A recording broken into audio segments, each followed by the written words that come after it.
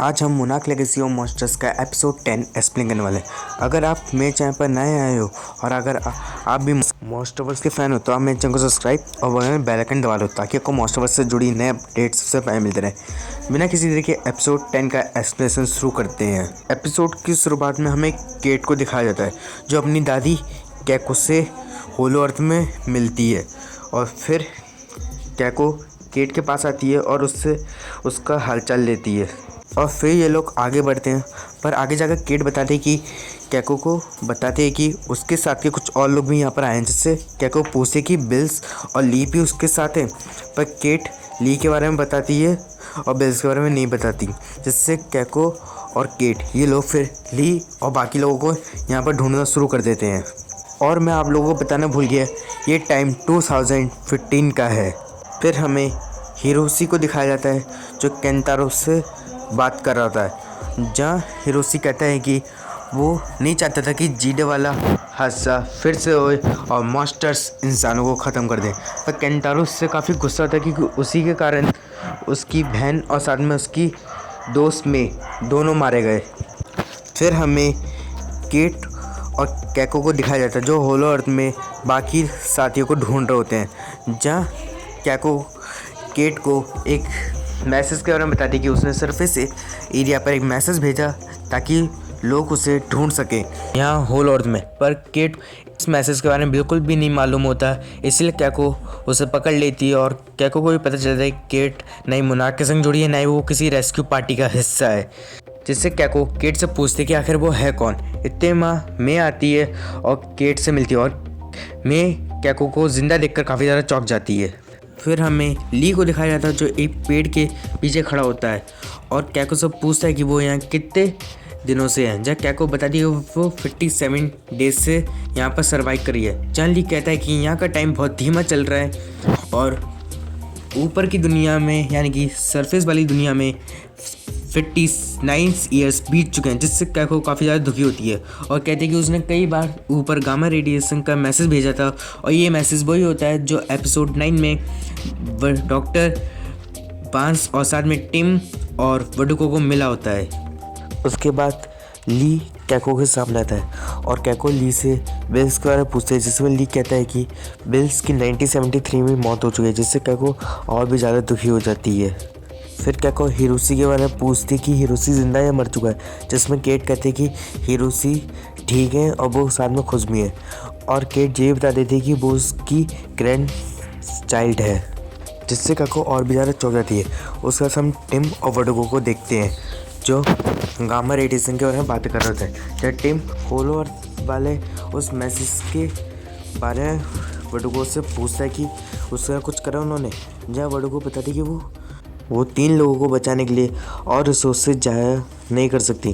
जब टिम वडुको से कहता है कि नीचे केट में और ली ये लोग अभी भी ज़िंदा हो सकते हैं और उन्हें जाकर उन लोगों को बचाना चाहिए, जहाँ वडुको इस बारे में मना कर देती है, जिससे टिम वडुको पर बहुत ज़्यादा गुस्सा होता है।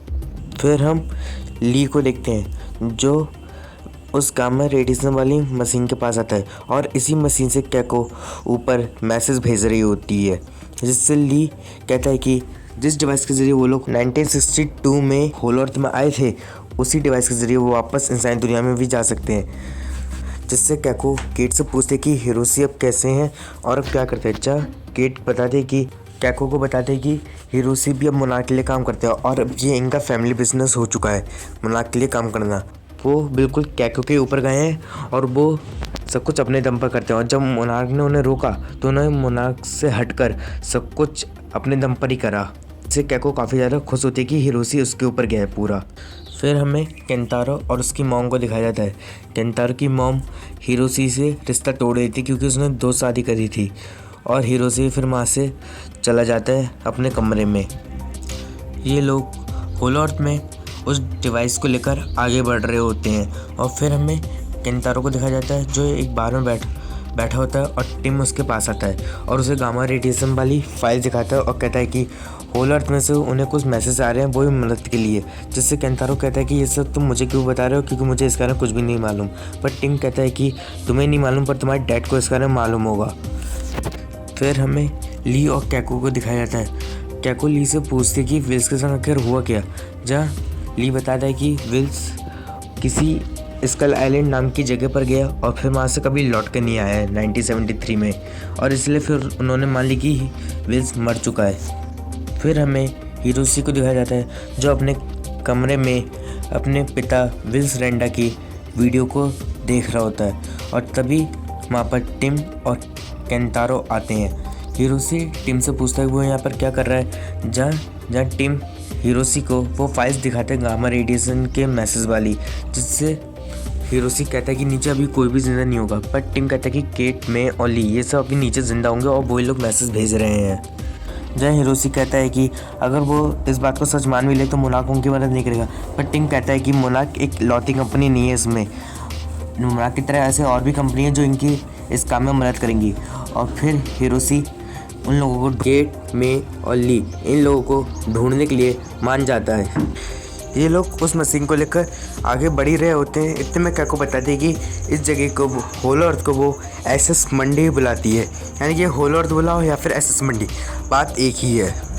ये लोग उस डिवाइस को लेकर एनर्जी सोर्स तक पहुंच जाते हैं, और जहाँ ली देखता है कि उसका डिवाइस अभी वहीं पर ही है, और वो चालू करता है उसे, और कैको बताते हैं कि एक डिवाइस को यहाँ आए हुए बस कुछ ही हफ्ते हुए हैं। फिर ये लोग पहले वाले डिवाइस को इस दूसरे वाले डिवाइस से कनेक्ट कर ही रहे होते हैं। इतने में कैको बताती है कि उसे वो यहीं पे ही रहना है होलो अर्थ में, यहाँ से कहीं भी नहीं जाना उसे।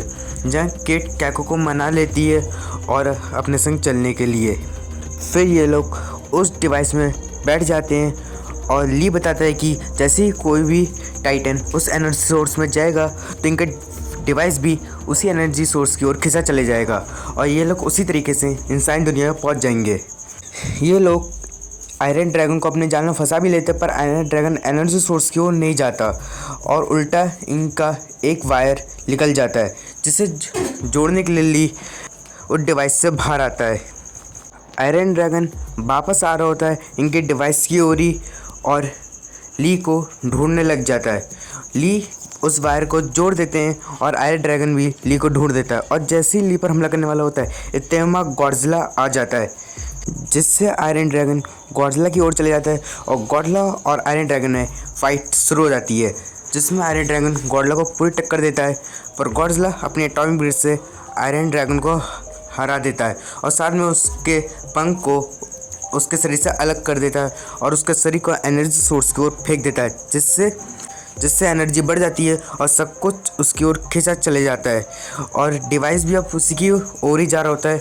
ली डिवाइस पर चढ़ने की कोशिश करता है, और कैको भी उसे ऊपर खींच रही होती है, पर ली बताता है कि उसका वजन ज़्यादा है और कैको उसे नहीं खींच पाएगी, और ली कैको को थैंक यू बोलकर अपना हाथ छुड़वा देता है, और ली फिर होलो अर्थ में रह जाता है और के संग एनर्जी सोर्स की ओर चले जाता है, जिससे कैको, केट और मे ये लोग वापस अपने सीट बेल्ट लगा लेते हैं, और केट देखते ही गॉडजिला भी वहीं पे ही होलो अर्थ में खड़ा हुआ है, और इनका डिवाइस एनर्जी सोर्स का बिल्कुल अंदर पहुंच जाता है, और ये लोग सीधा इंसानी दुनिया में पहुंच जाते हैं सही सलामत। और ये लोग डिवाइस से बाहर आते हैं, और इन्हें केंतारो मिलता है। केंतारो अपनी बहन केट से मिलकर काफ़ी ज़्यादा खुश होता है, और साथ में अपनी दोस्त मे से भी। तभी केट देखती कि उसके डैड हिरोशी भी वहाँ पर है, और हिरोशी भी केट से मिलकर काफ़ी ज़्यादा खुश होते हैं, और साथ में अपनी मॉम से भी मिलते हैं। साथ में कैको इतने सालों बाद अपने बेटे हिरोशी से मिलकर वो भी बहुत ज़्यादा खुश होती है, और केट कैको को अपने भाई केंतारो से मिलाती है, और तभी वहाँ एपेक्स फैसिलिटी की मैनेजर ब्रेंडा आती है, और टिम भी वहाँ आता है। फिर हमें पता चलता है टिम एपेक्स के लिए काम कर रहा है, और उसने मोनाक छोड़ दी है, और केंतारो बताता है कि 2 साल में काफ़ी कुछ बदल गए, यानी कि ये 2017 है। टाइटन अलर्ट का अलार्म बजता है, और ये सभी लोग उस फैसिलिटी के अंदर चले जाते हैं, और फिर हमें दिखाया जाता है कि स्कल आइलैंड पर एपेक्स का रिसर्च स्टेशन बन चुका है, और फिर हमें कॉन्ग को दिखाया जाता है, और कॉन्ग में आकर एक बेहतरीन रोल करता है, और इसी के संग मोनाक लेगेसी ऑफ मॉन्स्टर्स का एपिसोड 10 या फिर मैं कहूँ फाइनल एपिसोड यहाँ पर ख़त्म हो जाता है पूरी तरीके से। मैंने इसके सभी पिछले एपिसोड्स को एक्सप्लेन कर दिया है, अगर आपने नहीं देखा है तो लिंक डिस्क्रिप्शन में मौजूद है, आप देख सकते हैं। और मैं साथ में इस सीज़न का रिव्यू भी कर दिया है, आप उसे भी देख सकते हैं। ठीक है गाइस, आज के लिए तो इतना ही। अगर आप मोस्ट ऑफ अस के फ़ैन हो तो आप मेरे चैनल को सब्सक्राइब, बगल में बेल आइकन, साथ में मेरी वीडियो को लाइक कर दीजिए ताकि आपको मोस्ट ऑफ अस से जुड़े नए अपडेट्स सबसे पहले मिलते रहे। मैं मिलता हूँ आपसे अगली वीडियो में, तब तक के लिए bye bye, thank you for watching.